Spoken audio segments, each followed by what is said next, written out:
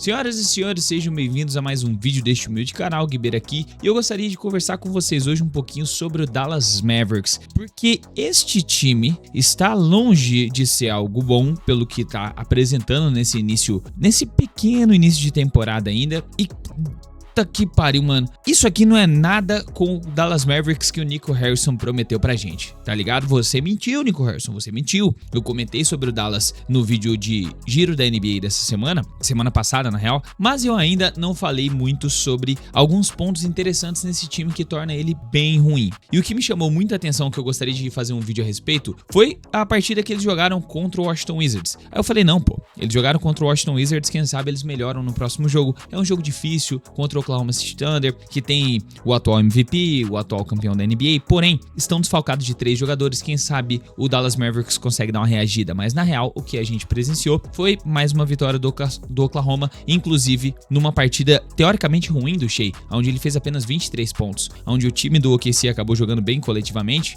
tivemos performances boas do Hartenstein, performance boa também do Chet Holmgren, mas não foi assim aquela parada, uau, brilhou os olhos, alguém veio pra 50 pontos, como foi na vitória do Jazz que o Lauri Markkanen fez. Então, cara, esse time do Dallas Mavericks, ele é realmente, neste exato momento, né, disfuncional, cara. É um time que não tá dando certo com as peças que ele tem na mão, que não deu certo pontualmente por causa da ausência do Anthony Davis na temporada anterior, né, já estavam sem o Kyrie, e mesmo na volta do Anthony Davis agora, dá pra ver que esse time falta coisa, falta armador, ou falta defesa. Então, se você está chegando por aqui agora, considera e se inscrever, ativar o sininho, deixar o like, vai estar me ajudando demais. Pode ser no final do vídeo, caso você goste do conteúdo. Fechou? Agora, sem muita enrolação, bora começar, que o vídeo de hoje vai ser um pouco mais curtinho. E eu achei bizarro, assim, eu não vou nem trazer de fato o jogo contra o Oklahoma City Thunder pra mesa, porque o Thunder fez até que um jogo ok, né? E é o atual campeão, pô, os caras estão sem Isaiah Joe, os caras estão sem Alex Caruso, os caras estão sem Jalen Williams ainda, só que,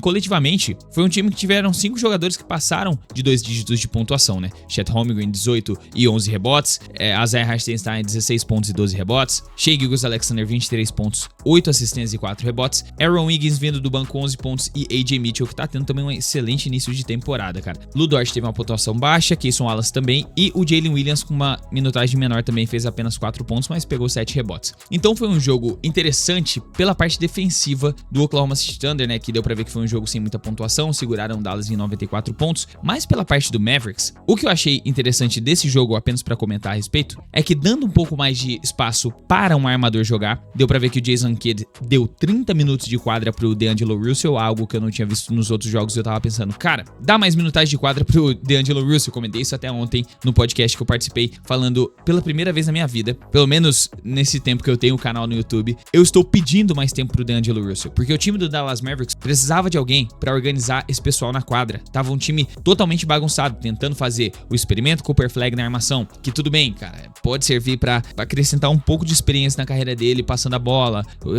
aprimorando o playmaking, tem assim o seu valor de questão funcional para o basquete do Cooper Flag, mas não é algo que vai causar um impacto imediato para uma franquia que precisa causar resultados imediatos, sabe? O torcedor do Dallas Mavericks ainda tá com aquele gosto amargo da troca do Luka Doncic muito recente na memória, então eles precisam de um resultado pelo menos um pouco mais positivo nessa temporada, pelo menos segurar o time ali num aproveitamento de 50% até a volta do Kyrie Irving, e do jeito que tá se encaminhando, esse resultado de uma vitória e 3 derrotas, pode ser que se estenda, cara, não tá legal isso, não é um retrospecto positivo pro time do Dallas Mavericks manter assim um time que é mais forte defensivamente, só que não é mais forte defensivamente ao ponto de ser um juggernaut que a gente pensou, tipo, nossa, esse time na defesa, mesmo com o Cooper Flag na 1, Klay Thompson, PJ Washington, Anthony Davis, pode colocar um Max Christie, sei lá, um Naji Marshall, vai ficar um quinteto mais alto, como o que o Houston Rockets está tentando, vai parar o outro time, vai segurar a galera a 80 pontos, e eles não precisam ser tipo, uau, essa força imparável na armação com o Cooper Flag, mas nem isso está sendo, não tá traduzindo isso pra dentro da quadra, o time não tá conseguindo defender, tanto que tomou 30 pontos mais do que Sean George na partida do Washington Wizards, uma partida muito ruim, na qual Chris Middleton e CJ McCollum, que são os dois principais jogadores mais veteranos, quase não atuaram. Foi uma partida de Trey Johnson, Alex Sarr e Keyshawn George destruindo o time do Dallas Mavericks. E toda vez que eu vejo o Dallas Mavericks ofensivamente não conseguindo produzir muito bem com esse quinteto mais defensivo que eles estão planejando que dê conta do recado, eu fico pensando, cara, sabe o que faltou aí? um cara que consegue carregar a bola na mão, criar oportunidades para ele jogando individualmente e seja um excelente passador para encontrar as brechas na hora que a defesa tentar se movimentar, tentar ajustar para ele jogando num contra um.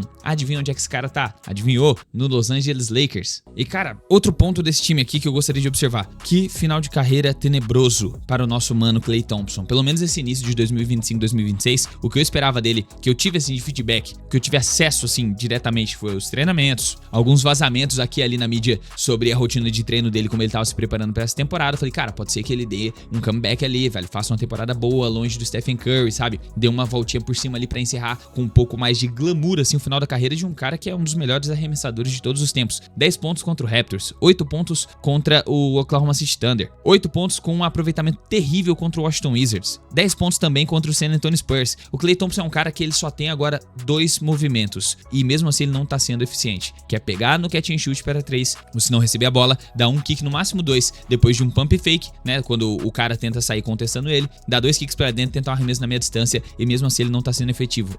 Então nesse início de temporada, o Klay Thompson não tá sendo uma boa peça, principalmente como titular do time do Dallas Mavericks. Nosso mano Anthony Davis, cara, tá tendo um dos maiores usage ratings, é assim que eles chamam lá, que é a taxa de uso dentro de quadra. Ele tá sendo muito procurado. Fez 22 pontos e 13 rebotes no primeiro jogo. Fez 27 pontos e 13 rebotes no segundo jogo. Fez 25 pontos e 10 rebotes no terceiro jogo. E veio pra 26 pontos e 11 rebotes no último jogo. Praticamente médias lineares, assim, tá jogando muito bem. E como eu falei pra vocês, ele tem capacidade pra terminar ali numa corrida de top 10 pra MVP, porque o time do Dallas Mavericks depende dele. Então vai ter partida que o Anthony Davis vai explodir pra 35, 40 pontos, e aí o Dallas Mavericks vai conseguir ganhar com um pouco mais de facilidade. Porque no combinado a gente tem que colocar no papel que pra um time ganhar, ele tem que ter meio que garantido algumas peças de pontuação dentro de quadra. Assim como eu vejo que o time do Toronto Raptors, por exemplo, é muito mais consistente em quadra com o quarteto jogando junto, Brandon Ingram, Emmanuel Quickley, Scott Barnes e RJ Barrett, porque os 4 juntos ali você pode garantir que vai sair uns 80, 85 pontos por partida. Enquanto isso, no Dallas Mavericks, eu não consigo enxergar isso. Um dos caras que tá sendo mais regulares, ganhou um destaque absurdo justamente contra o Toronto Raptors, foi o Cooper Flag, porque ele explodiu pra 22 pontos, acima do que ele está acostumado a fazer nos jogos anteriores. E ele tá sendo um excelente, cara, é um excelente calouro, mano. Eu trouxe no vídeo de ontem comentando sobre os calouros que Cooper Flag realmente é impressionante, ele é esse cara que a gente esperava que ele fosse. Que bom, porque pelo menos isso ele vai trazer uma alegriazinha pro torcedor. Mas ainda assim, ele sendo tão incrível quanto eu venho comentando com vocês, e ele ter assim bons instintos, a gente pode colocar pra passar a bola. Ele não é um ball handler, ele não é um cara que carrega a bola tão bem quanto um cara que joga de armador precisa carregar. Ele não é um cara que vai conseguir transmitir essa confiança de um armador dentro de quadra que vai organizar um time e fazer um time rodar bem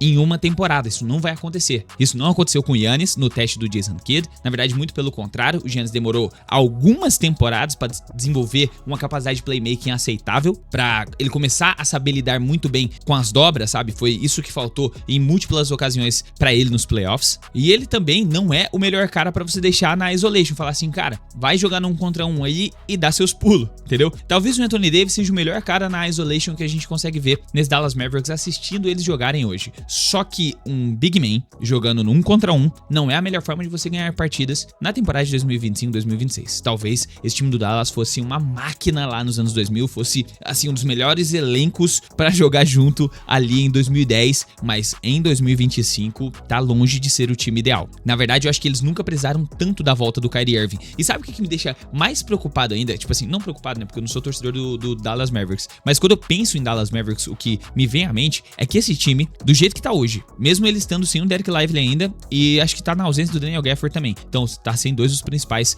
reboteiros, dos jogadores ali de dentro do garrafão, pra poder fazer com que o Anthony Davis jogue na posição de power forward, que é onde ele gosta de jogar. Não é o ideal, eu acho também, por causa que esse Dallas Mavericks ia perder um pouco mais de espaçamento, colocando ele na 4 e o Dereck Lively, o Daniel Gafford na 5. Mas, nem na volta do Kyrie Irving, eu acho que esse time consegue resolver os problemas que ele tem em quadra hoje. Os problemas que eu consigo enxergar na parte ofensiva. Beleza, foi um oba-oba do caramba, pegar o Cooper Flag e tudo mais. É um time que precisa de muita adaptação, vai demorar um certo tempo ainda pra engrenar. E tá com 3 peças de desfalque também, sendo a principal peça de criação de jogadas. Mas nem esse cara, voltando de uma cirurgia muito séria de rompimento de Aquiles, no final do seu auge de carreira ali, nos seus melhores momentos ali de 33 anos, mas recuperando de uma lesão gravíssima, como eu acabei de citar, eu acho que ele não vai ser a solução pra tudo que o Dallas Mavericks precisa resolver. E sabe outra coisa que eu fico pensando? É que o Kyrie Irving, nesse momento da carreira dele, ele produziu muito mais, sendo a segunda opção de armação, sendo um pouco mais pontuador e também contribuindo no que ele consegue pra auxiliar um cara que fica mais com a bola na mão, que domina mais o jogo porque ele se movimenta muito bem. Não que ele não consiga fazer isso bem, só que ele ser agora o melhor jogador, assim, de uma franquia, ele ser o líder, ele ser o cara que vai ser responsável por substituir realmente o papel do Luka nesse elenco do Dallas Mavericks, eu não sei se ele é esse cara. Ele não foi esse cara em Boston, ele não foi esse cara no Nets, ele precisava de um cara acima dele pra ele performar bem, sabe? Ele precisa ser o Robin, ele não é o Batman, é mais ou menos isso. Ele foi o Robin do LeBron, ele foi o Robin do Durant, e quando ele foi o Batman no Celtics, rapidamente perceberam que não ia dar certo e transformaram Jason Tatum no Batman, basicamente é isso. E a parte ofensiva desse time do Dallas Mavericks, assim, voltando agora ao ponto coletivo, é tão disfuncional que eles têm uma quantidade muito alta de turnovers. Os caras cometem muitos erros. E adivinha quem comete mais erros? Os jogadores que ficam mais tempo com a bola na mão e às vezes são forçados a situações de 1 contra 1 que eles não são adaptados a fazer. P.J. Washington, no jogo contra o Washington Wizards, teve 8 turnovers. O Anthony Davis, no jogo contra o Washington Wizards, teve 5 turnovers. Esse último jogo deles contra o Oklahoma City Thunder foi o jogo que eles tiveram menos turnovers contra a defesa mais forte, teoricamente, do campeonato da temporada passada, que eles tiveram apenas 8 turnovers e mesmo assim ainda não conseguiu traduzir num jogo ofensivo eficiente para eles saírem com a vitória. O Max Christie fez uma partida excelente de 14 pontos, o P.J. Washington fez uma partida excelente de 15 pontos, na partida anterior ele teve 17, então é um time que tá conseguindo andar. Só que o Cooper Flag, por exemplo, teve 2 pontos na partida de ontem. Então pode colocar aí que se o Cooper Flag tivesse pelo menos ali a pontuação esperada dele, uns 14 pontinhos, eles tinham ganho, se colocar esse valor a mais no placar, sim. Só que a real é que dá pra você colocar muito mais problemas nesse time do Dallas do que o que eu vejo que esse elenco é capaz de resolver. Nas partidas anteriores a essa do Oklahoma, pra vocês terem uma ideia,